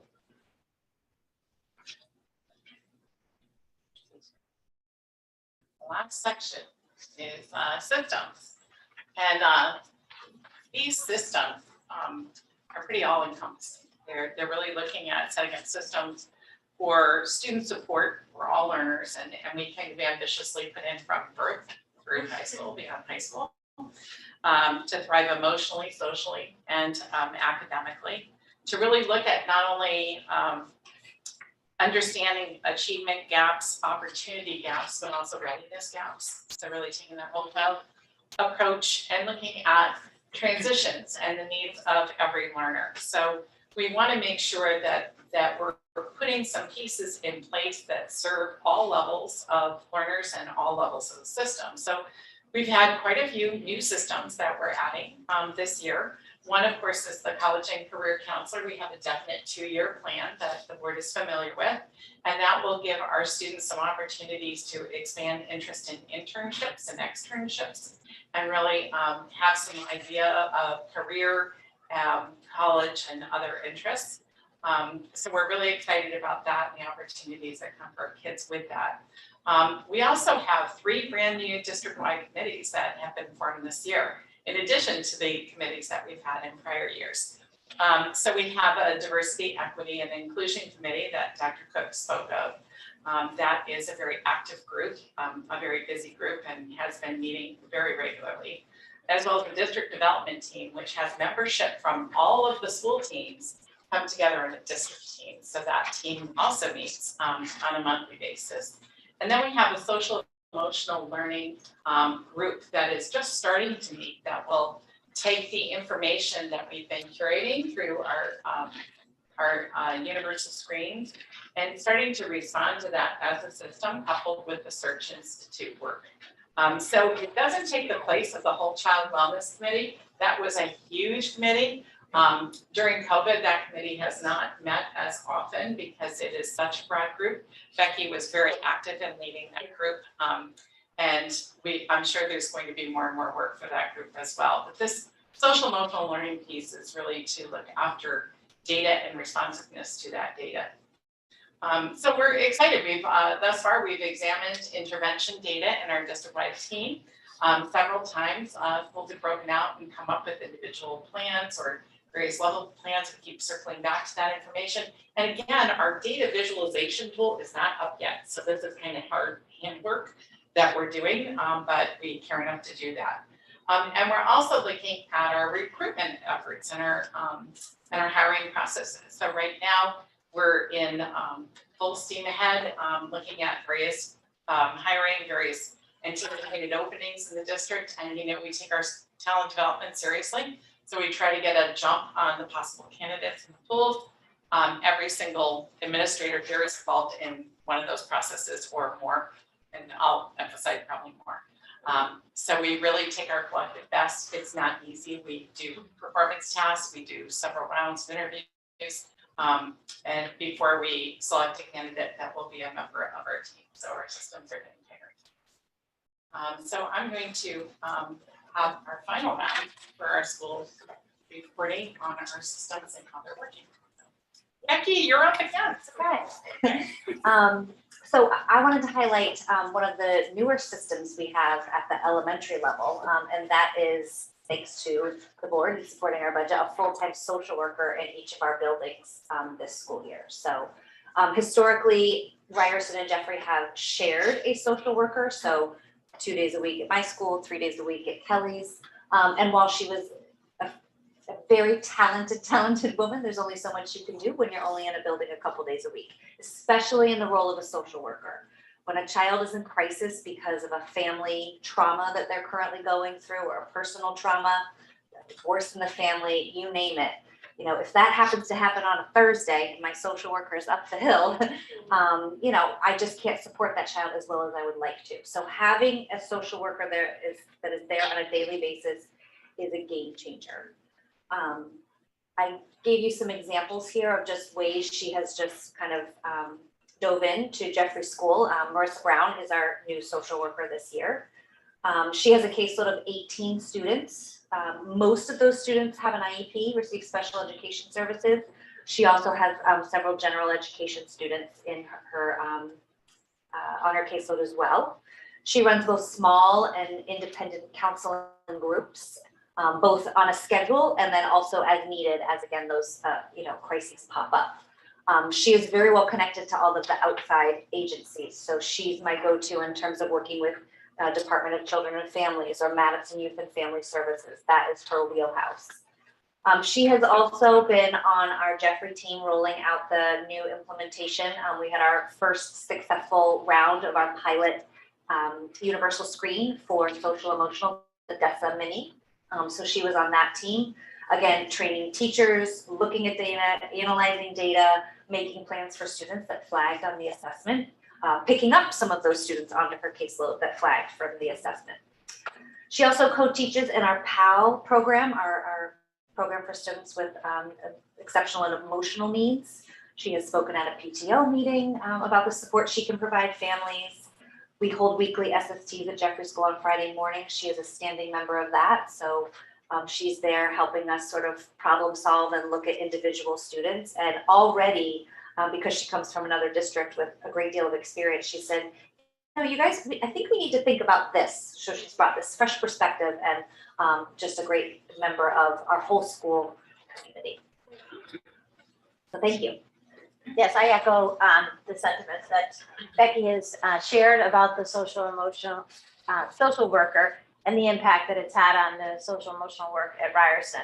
I'm going to talk a little bit about that, but what I highlight today really could not have been done without having a full-time social worker, psychologist, as well as having a school counselor. So obviously I couldn't decide what I wanted to highlight, so I gave it a little quick brush, both of them. One was prior to COVID, we had been very focused on the responsive classroom, language, consistency, looking at logical consequences and the components. We had done a great amount of work rolling out those professional development opportunities for both certified and classified staff, modeling that with our students. And for obvious reasons, a little bit of that had kind of lessened and wasn't as consistent. So for us as a leadership team this summer, we talked about that was very important for our students to understand. I'm part of a community and my actions have a heavy weight and important value within the classroom. So we went back and I provided professional development for both certified and classified staff, so we have greater consistency in terms of the language that we use with our children, the approaches, and the opportunities. In addition, I feel that having a SEL team, social emotional learning team, where I can meet with monthly our social worker, our psychologist, and our school counselor and look at what are the areas of needs within each of the grade levels that we can target and support teachers in morning meetings, which is a component of our responsive classroom. And so they are consistently providing lessons within the morning meetings. They have divvied it up.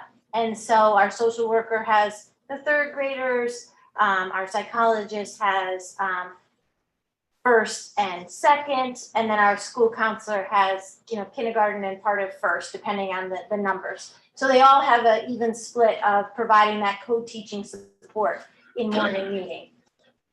In addition to the meeting with them and them planning together, they created a virtual platform for teachers to use, and it's called our Positive Classroom. And what they provide is resources, activities, books, and lessons for our students to access. I'd be happy to share the link with you so that you can peruse it. but it's directly linked to the social emotional curriculum. And then it has a teacher resource page. And so each month it's different and it's based on growth mindset, personal responsibilities, and a variety of topics. And it's all connected to that within each theme. And every day the students have a lesson on that may have been launched by a social worker or school counselor or psychologist in a previous lesson. And then is able to be extended by the teacher, and then they have enrichment resources through this virtual platform. So a lot of good learning. Can I ask, do students actually access that? Like, Every do you have any day. stats? Every day. For the extended work? Mhm. Really? They have an That's opportunity that's fantastic. carved through the day. Okay, that's great. So they have, again, responsive classroom provides a quiet time, closing circle, and morning meeting. And so the teachers utilize this virtual resource as part of that.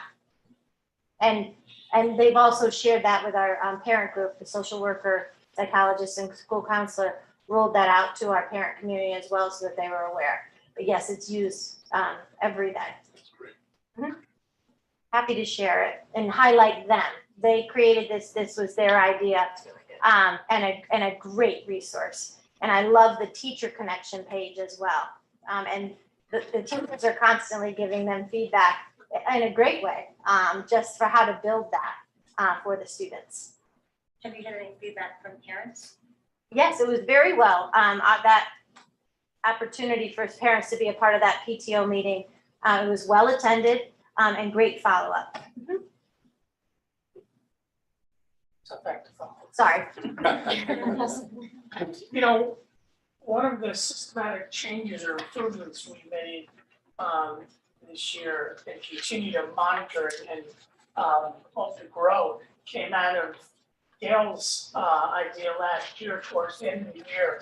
We added building tutors that we were able to come in, you know, with COVID and kids at home.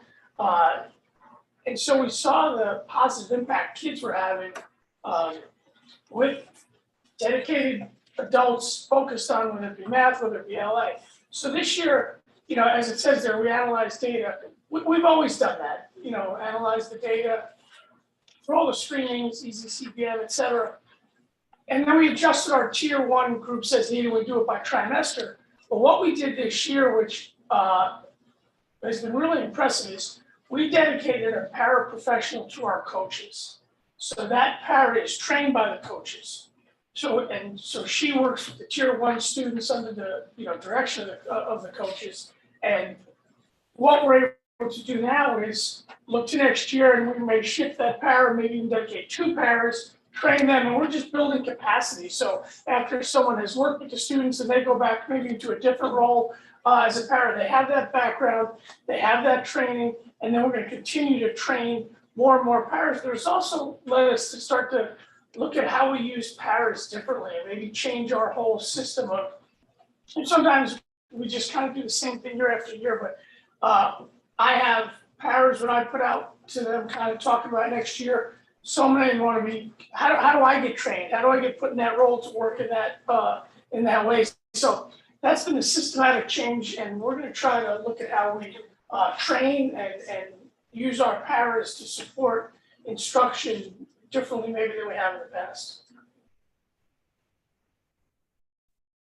As has been said earlier, we are so grateful for our social worker being there every day, all day. I'm not sure I can convey to you the importance and the change in the building and in the change in the community, which I'm about to show you. So our social worker, yes, she has a caseload. She meets with kids individually and in groups. She's part of our crisis team. She's part of our social emotional teams that we have every month at lunch. She is part of our DESA analysis team. And it goes beyond that. She is part of a team of what we call like our mental health team, our counseling team, that's working with teachers to do more with restorative practices in the building and to develop the climate and the connectedness. But wait, there's more. She also is a co-chair of our diversity club. So after school, every Friday for the entire year, she is there working with other teachers, working with students to kind of build that culture and appreciation and education of diversity. And And that's only some of what she does in our building. Then she goes beyond. I don't know if you know this, but she is a facilitator and developer of what she calls the MPS Social Worker Collaborative. So she reached out to the social workers in the other buildings and said, let's get together, let's talk about best practices, let's talk about our jobs, how can we support each other? And I believe we have 2 or 3 new social workers to the community, right? So she has taken that upon herself to kind of go through and meet with them. So not only contributing to Polson, but to every building.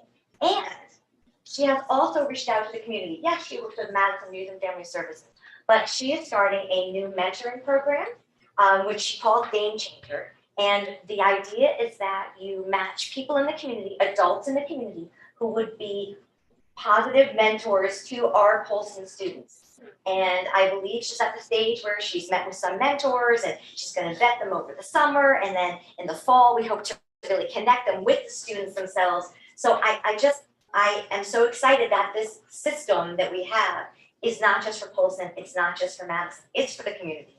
And thank you for it.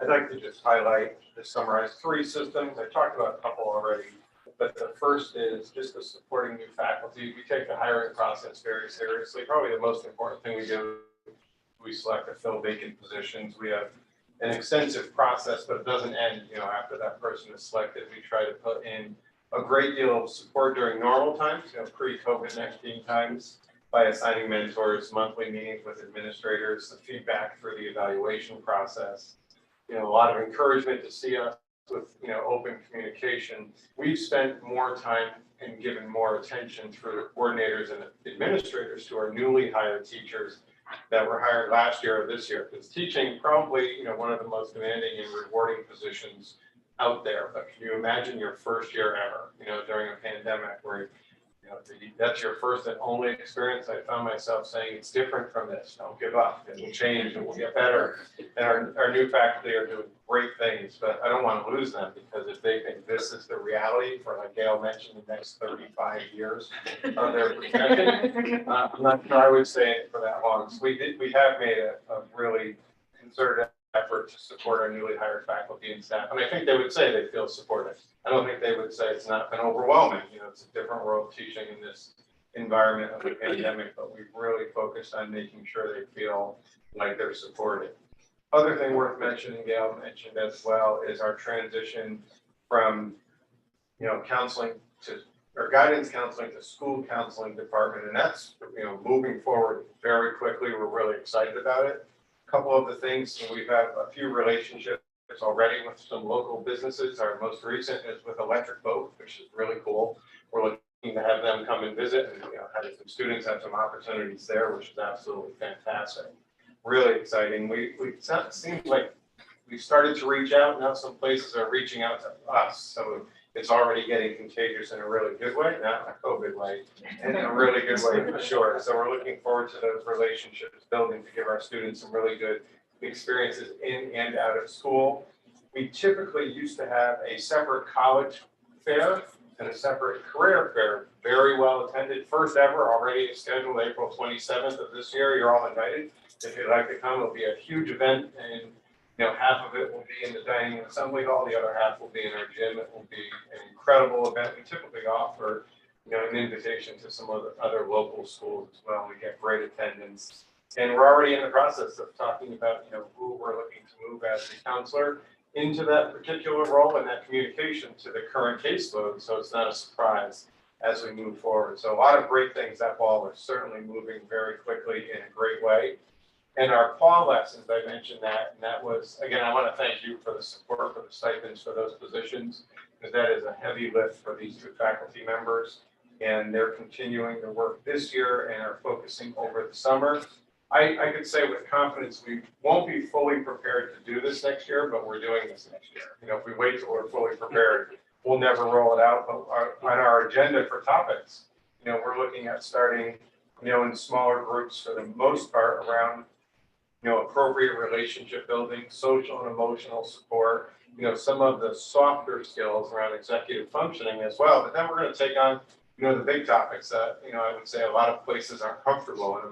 I'm not sure we're comfortable, but we're certainly comfortable being uncomfortable. And we're going to take on suicide prevention, sexual harassment, sexual assault awareness, and some of the topics that came up in the most recent survey that are not surprises, in the results. But one of the reasons why the two co-advisors spent some time yesterday afternoon open up to our faculty. So if you have any concerns or you're worried about, any of these topics, come down and we can kind of talk you off the ledge and let you know what our approach is going to be.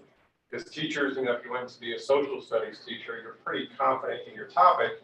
If you have a group in front of you and the topic today is suicide prevention, that's a different approach, and we want to make sure all our staff feels supported when we take this on next year.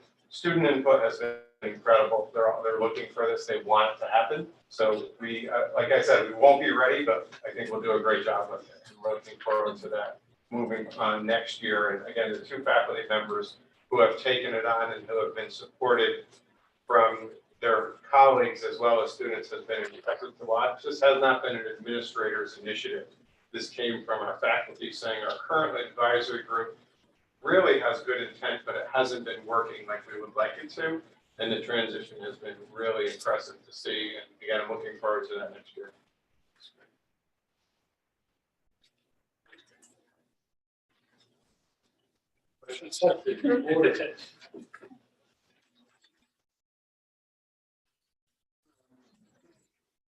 Not a question so much as a statement. The challenge for every school district in the state, in this country, in this world, and in line with some of the comments Seth made, is how do we adjust to this unbelievably changed world that we see and that our kids are going out to? Some estimates are 6 out of the 10 kids at the high school are going to end up in jobs that don't even exist yet. So, tonight the presentation, as Dr. Cook presented is, this is a district plan and it's an accountability plan. It's what we, the educators, hold ourselves accountable to.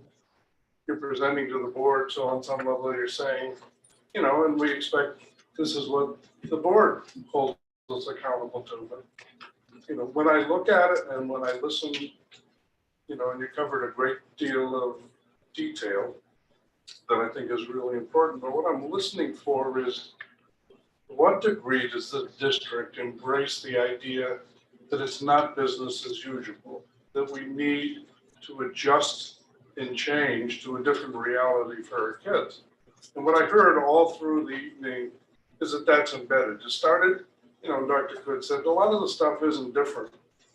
And I think a lot of that's true. I mean, there's a great deal that Madison has done well, continues to do well, and doesn't really require a whole lot of a change and adjustment. But when this district adopted profile of a graduate and said, we're going to start right from the beginning, looking at more expansive outcomes for kids and embed it in the areas that we have always been comfortable with, but change it up and shift it so that we're moving toward that. I heard that all through the evening. I personally believe that the main bullets that articulate this plan are the right ones. People have done their homework. These are the areas that really do inform what's going to impact on kids in the future. So, obviously in everything you said, all that work isn't done, but in metaphor, the proof is in the pudding. Well, yeah, the proof is in the pudding. But what's really critical is you have the right ingredients when you're making the pudding to start with.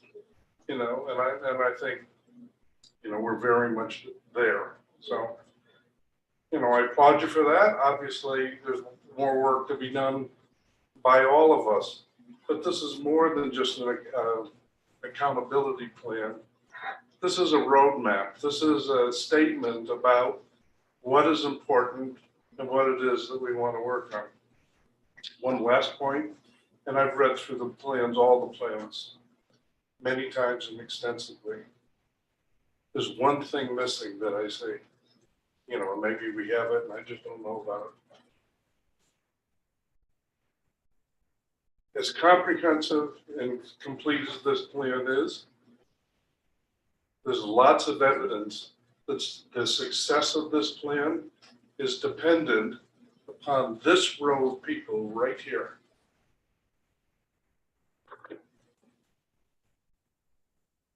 And I see, you know, district and district. Where is our plan for professional development and growth and support for administrators? I see tons for everybody else. I see tons for teachers. Personally, I want to be sure, I mean, you're clearly very talented people, that there's equal energy being placed on supporting you, because the nature of the day and what you do every day is unbelievably challenging, unbelievably complex. And, you know, I think it's key to the success of the plan. But thank you, from my perspective, on a very comprehensive presentation that really speaks to your investment in every level of student success. So thank you. Comments, questions? I just want to close up then by thanking all of you as I gaze upon this rogues gallery. And I have had the personal fortune to be able to work with many of you, with my own 3 daughters who have come through the district and the various schools. I'm just amazed by the talent assembled here, by the care and the effort you guys put in and that you get out of your faculty and staff. And I know that the board, you know, it's a long presentation and I'm sure everybody would like to, you know, get a clap on the shoulder, but I'm sure I speak on behalf of the board when I say we greatly appreciate everything you do. We greatly appreciate the thought and the planning that went into those plans.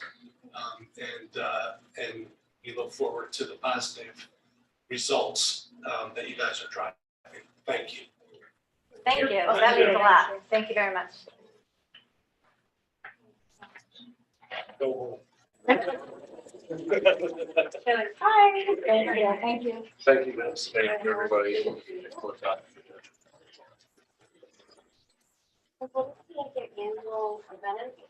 Absolutely. Yeah, so the principals are aware of this. They will do. They're all sitting around.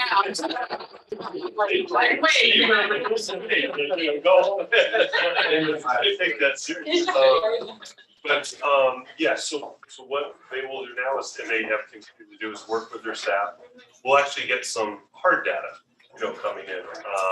You know, at the end of the year, they'll have, as TJ shared, he did with his staff, something, that opportunity again to meet in June and review that, work some over the summer and then fall. But I would envision that in the fall, we're back with you presenting an updated plan. But you know, We serve coffee. yeah.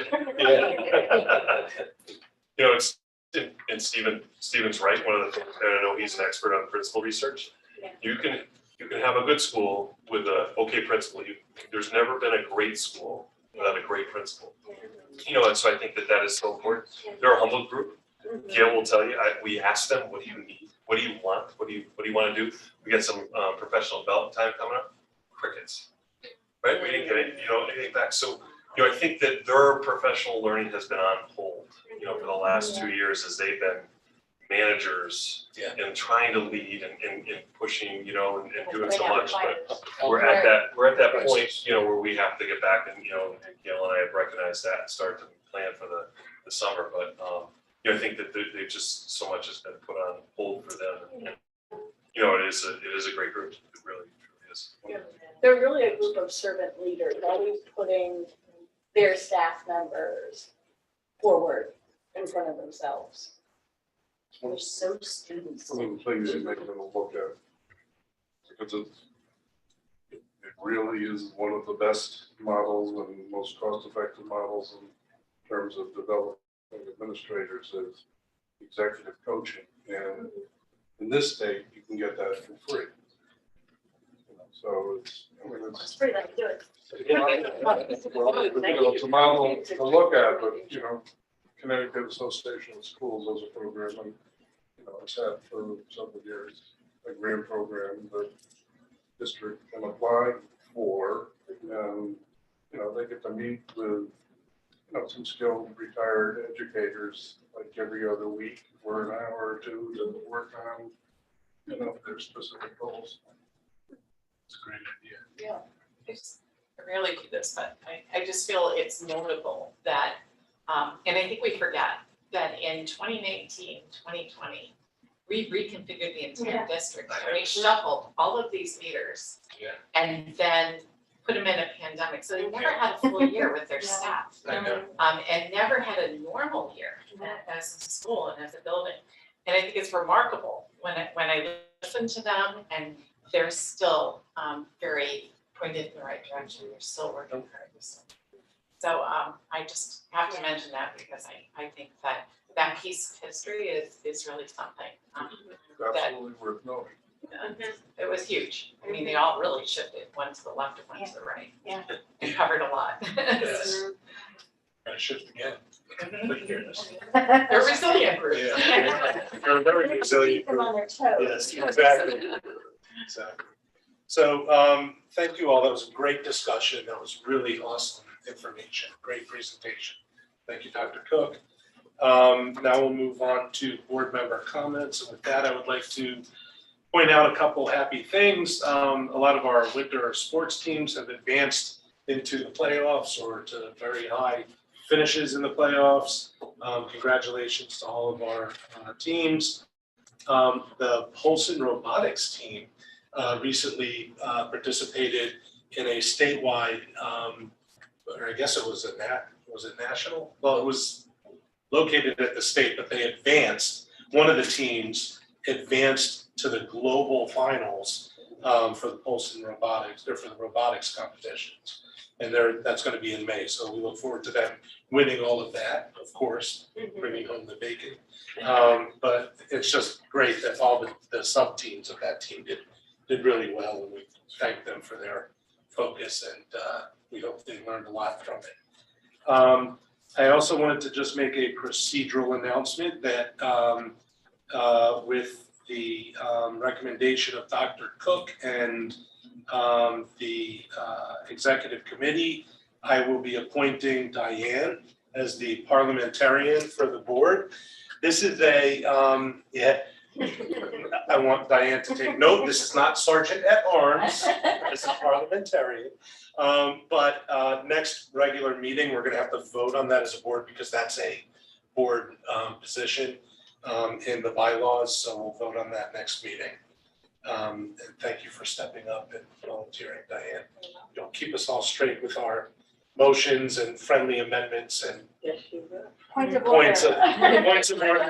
I'm sure she'll be on our toes, points of order, and also we'll all figure out what a point of personal privilege is. So did you get a gavel? Or like a just- bell, Yeah. like a ceremonial. She gets to kick me under the table, that's what she gets to do. Diane has a magic. Yes, more like 30. I'll be patient with me though, because it's new to me too. Yes, well, No one better. you'll be great at it, I'm sure. Thank you. Anyone else have any comments, board member comments? Going once, going twice. All right, thank you. Move on to audience response to information presented. We don't have any audience present. Are there any folks online? No? Okay. We dodged another bullet there. And I'd like a motion to adjourn, please. So move. Diane, seconded by Jen. All in favor of adjourning, say aye. Nay.